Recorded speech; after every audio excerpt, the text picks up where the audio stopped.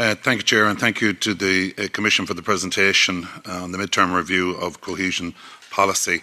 I suppose I'll touch on two or three of the issues that were raised in the presentation and raised by the MEPs as well this morning, and perhaps conclude with the what the last speaker just spoke about, which is the preparations or the moves taken by the Commission or the Commissioner or the Parliament in due course to make funding available and then to define the area of affordable housing and the category. And I take on board what the Commissioners have said, that it is different from country to country.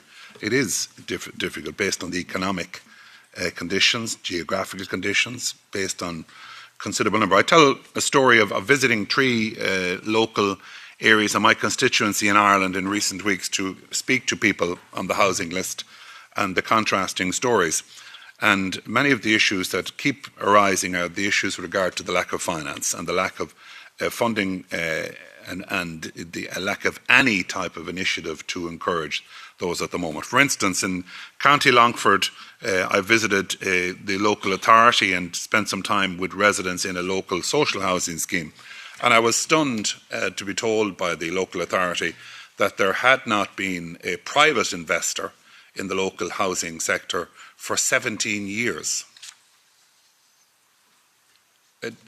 And I ask, no private developer has come into this region of the country with 50,000 people for 17 years.